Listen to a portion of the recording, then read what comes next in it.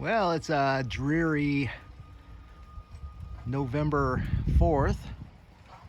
Figured I'll give you guys an update. I got my UHF VHF antenna mounted.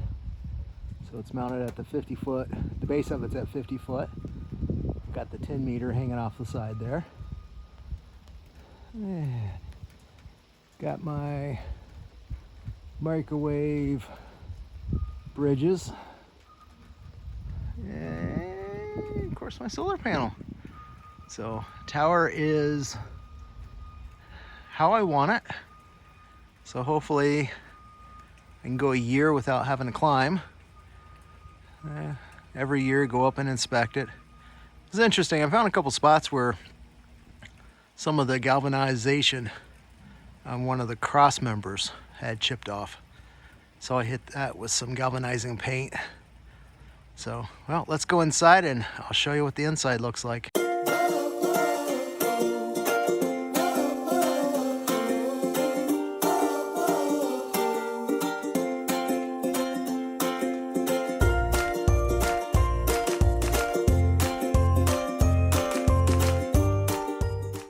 Well, this is the inside of my ham shack. So, of course, I got my UHF and UHF VHF. I got my HF there. There's my battery bank with all my charge controllers and AC inverter with the batteries. Let's see, got some LMR 400, some extra. Here's a nice little gigabit backhaul microwave with a big old spool of, that's audio wire. It's 40 channel. I'll show you the end of this. Count them. There's 40 channels in there. It's a big old piece of wire. Big old snake. So, but this is the system. So I bought a nice little box. Got wires hanging in the way there. So, let's see if I can open this up one-handed. So it's got a DIN rail on the back. But these are all DC breakers. So I can disconnect easily. This is my, obviously it's all labeled. This is my charge controller, and we saw how it was actually rainy outside. Looks like we're pushing 0.2 amps. Hey, we're charging. I can't complain. 0.2 amps in, and obviously the wind's calm. It's raining. Picked up a cheap 24 volt AC inverter. It's powered down right now just because we've not had sun in 3 days. So got 2 days on the batteries after sun, so it's been 3 days since we've had sun. So I moved, right now I just got one thing hooked up to it, and nothing's running right now anyway, so I just powered it down. So running 24 volts, 6 volt batteries, and then I am charging. I got a 2 over here for my 12 volt system. It's got a trickle charge on it. Trying to think what I have. I have the UHF VHF radio attached to that. So I've been doing more HF in here. Got my 37 or 7300. Let's see what's going on. And I actually have this. Turn that down. Yeah, looks like there's some chatter going on here.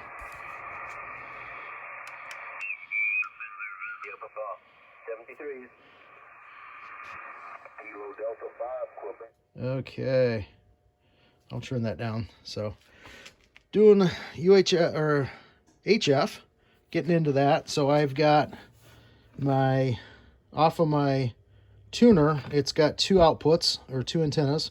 So I've got the 11 meter and 10 meter 5/8 on the tower, and then I have a dipole that's lays along the roof of the house Surprisingly enough, I've actually gotten some contacts off of that too. Obviously the house is oriented facing north and south, so, but I've been able to get some west contacts off of that dipole. So yeah, kind of cool. So got the old computer here, and of course the kids, I'll spin this around. Kids gave me a sticker they got from church, so I figured, hey, I'm gonna stick it right on. Actually, it was my current laptop at the time, so this is my old one, which has all my programming software for my good old Baofeng. They work.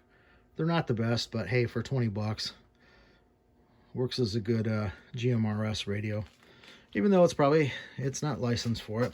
Yeah, it looks like that baby's charged, so we'll pull that one out. So everything is up and running, and got my, which one is this? This is the 7330. That's the head. So 7330. Yep, dual band.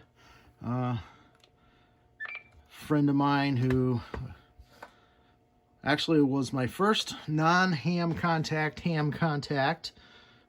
His name was Jack. Heard me on the air one day and didn't hear me afterwards, so he sent me a letter through the mail inviting me to get on the air and chat, and he was a really, really cool guy. I wish I knew where that letter is. I know I didn't throw it away, but he passed away about a year ago, and his wife, who is a ham as well, Christy is her name, donated a bunch of stuff to be sold to one of the clubs, or through one of the clubs, as a donation. And so let's see, the base of it's down here. So I'm like, you know what, I'm gonna buy me a UHF EHF radio. And you know what, Jack, thank you very much. He had it all programmed up. I added a few things to it. So of course I added the national call, which is what is it, 150 or one, I forget what it is. It's .52. And that's a local repeater, which is actually not on the air right now, which is kind of weird. I haven't gotten a straight answer of why it's off the air. So, and of course my secret stash of Nesquik. I actually got to meet the Nesquik bunny way back when I had a flip phone. I took a picture. It was kind of cool. They were doing a promotion at a new store that I was doing merchandising at, and the Nesquik bunny was there. So actually got to meet the real Nesquik bunny inside the suit. It was kind of fun. So yeah, so this is it. So everything's up and running. I think I'm gonna have to either get a new, solar panel and actually get a new charge or inverter to get it down to 12 volt system. My solar panels put out roughly 30 volts. This charge controller will accept 30 volts if I'm doing a 24 volt system. But if I'm doing a 12 volt system, I can only receive up to 24 volts. Otherwise it overvolts and shuts down. So I either got to get a how can I put this, less voltage on the output, or yeah. I can't even talk now, someone's calling me. I want to ignore that for a minute. So yeah, so different solar panel, different inverter, so that way my windmill will actually work. The most I've seen it output with the 15 to 17 mile an hour winds was about 17 volts. So it's obviously not enough to charge the 24 volt system. So right now I just got a nice little decorative windmill on the top of my tower. So I'll get that figured out someday. And that way I get dual purpose on these cloudy days, and if it's raining or windy, I can make power. because we do get some good winds in the wintertime. Who knows? The winds could get high enough in the wintertime that the windmill will work. So it supposedly will produce up to 50 volts. Alrighty, well, there's my update on the solar and my ham shack. Like I said, everything, I'll back up here and get try not to fall over. Yeah, so this is just a little storage room. There's my climbing rig. I put up the shelves, and like we got car seats and stuff like that we're not using right now because we don't have any kids in the home. And hey, look, little yeah, we actually use these for birds most of the time. So, but yeah, that's it. So I am ready for the wintertime. Of course, there's no heat out here, so if I get on the air, it's in the wintertime, I'm going to be cold calling everybody. Hi.